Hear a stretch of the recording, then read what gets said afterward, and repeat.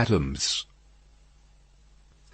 Tellson's bank, established in the Saint-Germain quarter of Paris, was in a wing of a large house, approached by a courtyard, and shut off from the street by a high wall and a strong gate. The house belonged to a great nobleman, who had lived in it until he made a flight from the troubles in his own cook's dress, and got across the borders. A mere beast of the chase, flying from hunters. He was still in his metempsychosis, no other than the same Monseigneur, the preparation of whose chocolate, for whose lips, had once occupied 3 strong men, besides the cook in question. Monseigneur gone, and the 3 strong men absolving themselves from the sin of having drawn his high wages by being more than ready and willing to cut his throat on the altar of the dawning republic, one and indivisible, of liberty, equality, fraternity, or death, Monseigneur's house had been first sequestrated and then confiscated. For all things moved so fast, and decree followed decree with that fierce precipitation, that now upon the 3rd night of the autumn month of September, patriot emissaries of the law were in possession of Monseigneur's house, and had marked it with the tricolour, and were drinking brandy in its state apartments. A place of business in London, like Tellson's place of business in Paris, would soon have driven the house out of its mind and into the Gazette. For what would staid British responsibility and respectability have said to orange trees in boxes in a bank courtyard, and even to a Cupid over the counter? Yet such things were. Tellson's had whitewashed the Cupid, but he was still to be seen on the ceiling, in the coolest linen, aiming, as he very often does, at money from morning to night. Bankruptcy must inevitably have come of this young pagan in Lombard Street, London, and also of a curtained alcove in the rear of the immortal boy, and also of a looking-glass let into the wall, and also of clerks, not at all old, who danced in public on the slightest provocation. Yet a French Tellson's could get on with these things exceedingly well, and, as long as the times held together, no man had taken fright at them, and drawn out his money. What money would be drawn out of Tellson's henceforth, and what would lie there lost and forgotten? What plate and jewels would tarnish in Tellson's hiding places, while the depositors rusted in prisons, and when they should have violently perished? How many accounts with Tellson's, never to be balanced in this world, must be carried over into the next? No man could have said that night any more than Mr. Jarvis Lorry could, though he thought heavily of these questions. He sat by a newly lighted wood fire. The blighted and unfruitful year was prematurely cold, and on his honest and courageous face there was a deeper shade than the pendant lamp could throw, or any object in the room distortedly reflect. A shade of horror. He occupied rooms in the bank in his fidelity to the house of which he had grown to be a part, like strong root ivy. It chanced that they derived a kind of security from the patriotic occupation of the main building, but the true-hearted old gentleman never calculated about that. All such circumstances were indifferent to him, so that he did his duty. On the opposite side of the courtyard, under a colonnade, was extensive standing for carriages, where indeed some carriages of Monseigneur yet stood. Against 2 of the pillars were fastened 2 great flaring flambeaux, and in the light of these, standing out in the open air, was a large grindstone, a roughly mounted thing, which appeared to have hurriedly been brought there from some neighbouring smithy or other workshop. Rising and looking out of window at these harmless objects, Mr. Lorry shivered and retired to his seat by the fire. He had opened not only the glass window, but the lattice blind outside it, and he closed both again, and he shivered through his frame. From the streets beyond the high wall and the strong gate there came the usual night hum of the city, with now and then an indescribable ring in it, weird and unearthly, as if some unwanted sounds of a terrible nature were going up to heaven. "Thank God," said Mr. Lorry, clasping his hands, "that no one near and dear to me is in this dreadful town to-night. May he have mercy on all who are in danger." Soon afterwards the bell at the great gate sounded, and he thought, "They have come back," and sat listening. But there was no loud irruption into the courtyard, as he had expected, and he heard the gate clash again, and all was quiet. The nervousness and dread that were upon him inspired that vague uneasiness respecting the bank, which a great change would naturally awaken with such feelings roused. It was well guarded, and he got up to go among the trusty people who were watching it, when his door suddenly opened, and two figures rushed in, at sight of which he fell back in amazement. Lucy and her father! Lucy, with her arms stretched out to him, and with that old look of earnestness so concentrated and intensified that it seemed as though it had been stamped upon her face expressly to give force and power to it in this one passage of her life.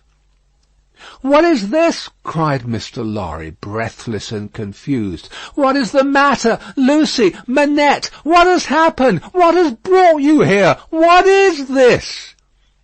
With the look fixed upon him, in her paleness and wildness, she panted out in his arms, imploringly, "Oh, my dear friend, my husband!" "Your husband, Lucy?" "Charles." "What of Charles?" "Here." "Here? In Paris?" "Has been here some days, 3 or 4, I don't know how many, I can't collect my thoughts. An errand of generosity brought him here unknown to us. He was stopped at the barrier and sent to prison." The old man uttered an irrepressible cry. Almost at the same moment the bell of the great gate rang again, and a loud noise of feet and voices came pouring into the courtyard. "What is that noise?" said the doctor, turning towards the window. "Don't look!" cried Mr. Lorry. "Don't look out, Manette, for your life. Don't touch the blind."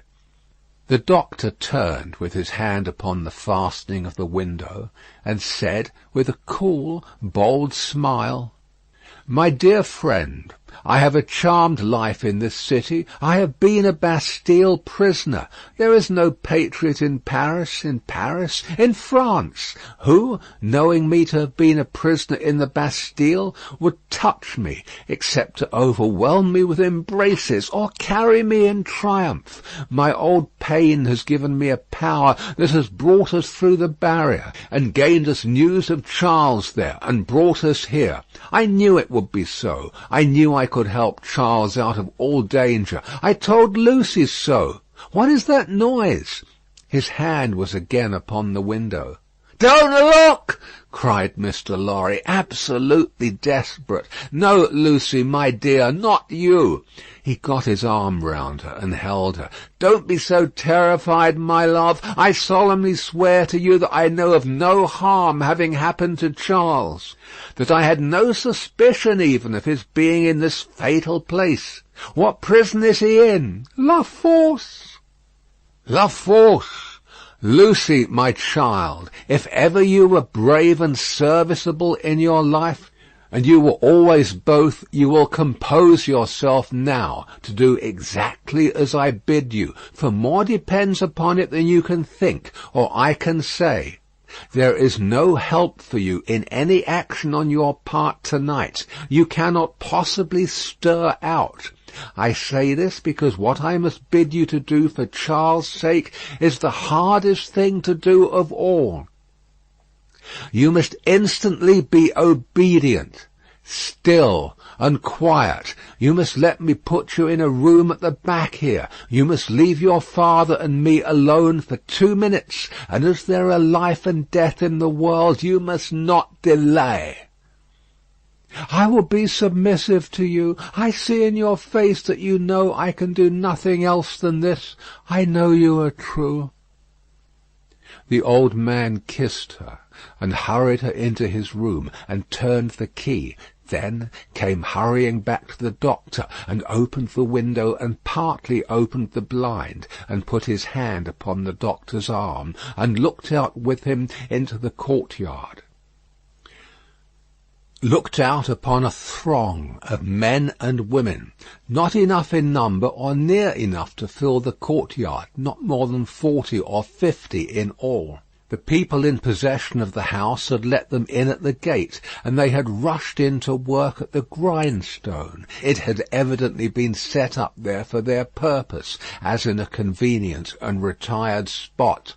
But such awful workers, and such awful work!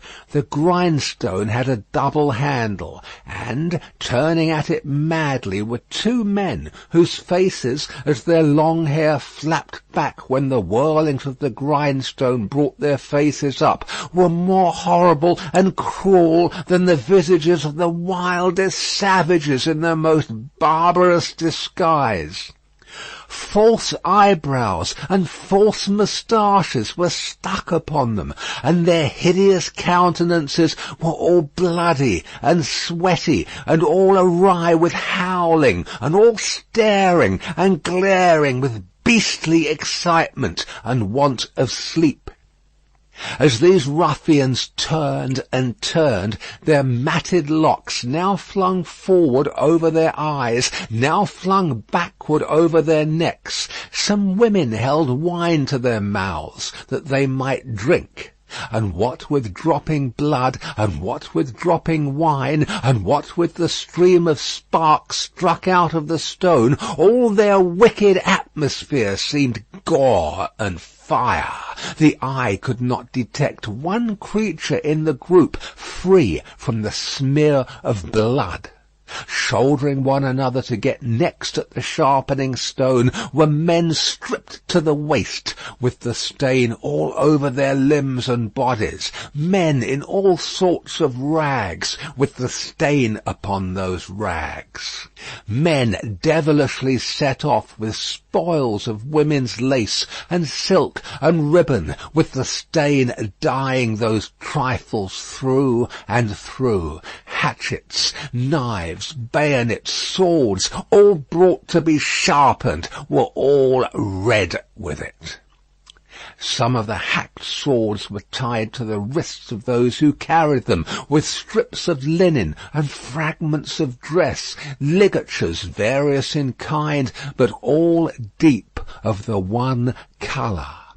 And as the frantic wielders of these weapons snatched them from the stream of sparks and tore away into the streets, the same red hue was red in their frenzied eyes, eyes which any unbrutalized beholder would have given 20 years of life to petrify with a well-directed gun. All this was seen in a moment, as the vision of a drowning man, or of any human creature at any very great pass could see a world if it were there. They drew back from the window, and the doctor looked for explanation in his friend's ashy face. "They are," Mr. Lorry whispered the words, glancing fearfully round at the locked room, "murdering the prisoners. If you are sure of what you say, if you really have the power you think you have, as I believe you have, make yourself known to these devils and get taken to La Force. It may be too late, I don't know, but let it not be a minute later. Dr. Manette pressed his hand, hastened bareheaded out of the room, and was in the courtyard when Mr. Lorry regained the blind. His streaming white hair, his remarkable face, and the impetuous confidence of his manner as he put the weapons aside like water, carried him in an instant to the heart of the concourse at the Stone. For a few moments there was a pause, and a hurry, and a murmur, and the unintelligible sound of his voice, and then Mr. Lorry saw him, surrounded by all, and in the midst of a line of 20 men long, all linked shoulder to shoulder, and hand to shoulder, hurried out with cries of "Live the Bastille prisoner! Help for the Bastille prisoner's kindred in La Force! Room for the Bastille prisoner in front there! Save the prisoner Evremond at La Force!" and 1,000 answering shouts. He closed the lattice again with a fluttering heart, closed the window and the curtain, hastened to Lucy, and told her that her father was assisted by the people and gone in search of her husband. He found her child and Miss Pross with her, but it never occurred to him to be surprised by their appearance until a long time afterwards, when he sat watching them in such quiet as the night knew. Lucy had by that time fallen into a stupor on the floor at his feet, clinging to his hand. Miss Pross had laid the child down on his own bed, and her head had gradually fallen on the pillow beside her pretty charge. Oh, the long, long night, with the moans of the poor wife, and oh, the long, long night, with no return of her father, and no tidings. Twice more in the darkness the bell at the great gate sounded, and the eruption was repeated, and the grindstone whirled and spluttered.